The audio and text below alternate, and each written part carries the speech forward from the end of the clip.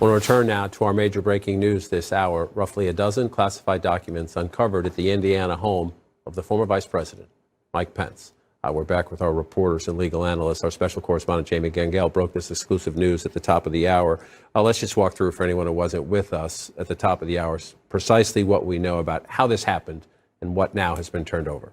So even though former Vice President Mike Pence repeatedly has said that he did not take any classified documents, in fact, last week, out of an abundance of caution, I think because of all of the Biden documents that had come out, he had a personal lawyer who's had some security clearance before and who knows how to go through these things, go through 4 boxes in his house in Indiana. And in fact, they found roughly 12 documents that appear to be classified with classified markings.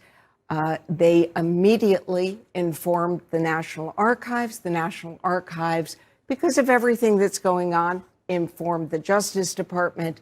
And at 9:30 at night on January 19th, the FBI showed up and they picked up those documents. Those documents were not kept in a secure place. They were in the house. We're told the boxes were sealed.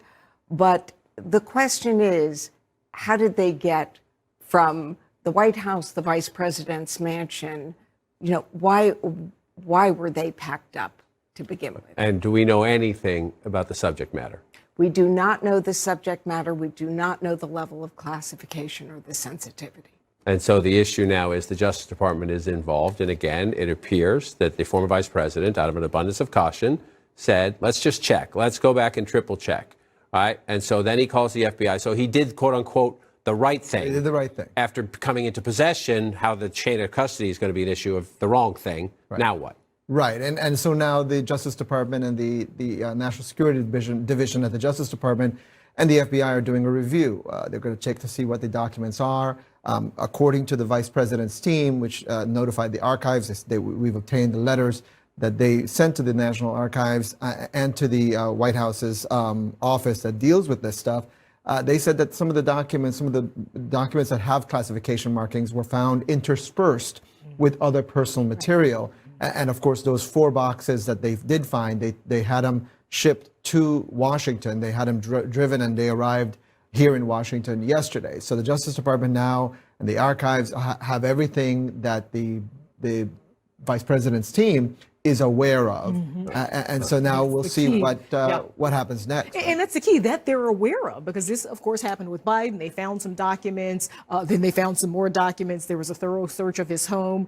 They thought there were all the documents, and then there was an additional search by the FBI.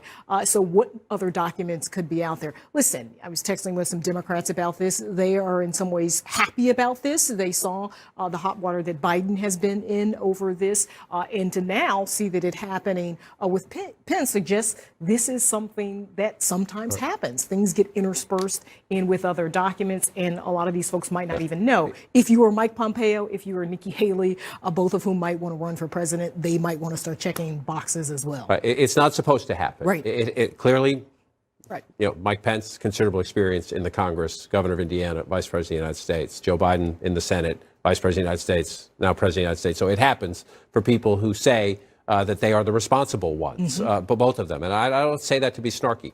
It happens. The question is what happens now if you're Merrick Garland, because just yesterday, Republicans have been making the case, and again, we could fact check this, Republicans have been making the case that Donald Trump is somehow being treated differently than Joe Biden. Merrick Garland says, not true.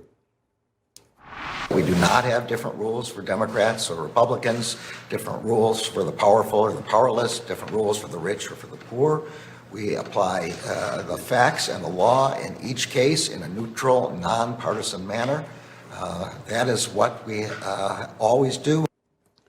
We know we have different facts in the Biden and the Trump cases. There's many more documents proactively sent to Mar-a-Lago, and then a lawyer signing papers saying they were all returned, and the Justice Department finding out, no, they weren't. So the facts are different. But if you're Merrick Garland and you're trying to look at the facts and the law, but also deal with the politics, as you mentioned earlier, Biden a presumptive candidate, Trump a declared candidate, Pence a possible candidate, what does he do?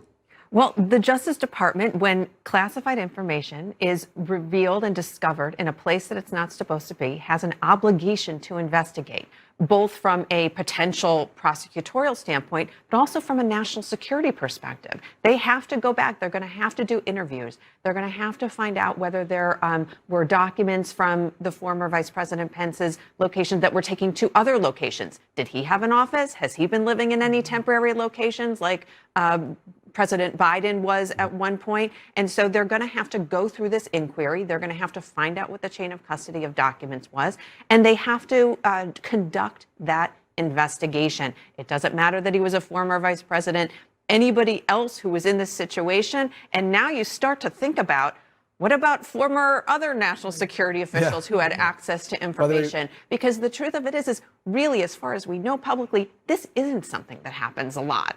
These particular circumstances are, at least from my perspective as a national security lawyer, they are unusual. And so it does fall on the Justice Department to determine, working with the intelligence community, where this information has gotten out, who has had access to it, and is there any harm to national security? And to your point earlier, if former Vice President Mike Pence is planning to run for president, which we think he may very well want to do, are we waiting for another special counsel? By the way, to be appointed? We're going to run out of the most special recent counsels. the most recent special counsel has not even yet taken his position yet. I mean, he's still trying to wrap up his law practice, and so he hasn't even gotten on the job yet, and we already are talking about a potential fourth special counsel at the same time with the Justice Department. Can I just add, this is political good news for two people. I mean, I think this is politically good news for Joe Biden. He has been through a miserable couple of weeks of this. I think it is also potentially legally good news for Donald Trump. In that, everybody, even though the facts are different, Correct. it just makes it harder to prosecute one than the other. And it raises, I'll end it with this, it raises a giant question for the House Republicans who are demanding Secret Service logs of who visited Joe Biden's home without raising a peep about Donald Trump. What do they do now about Mike Pence? You make that call at home. Watch if people are treated equally as this one plays out. We'll end the conversation for now. We'll bring you any new information as we get it.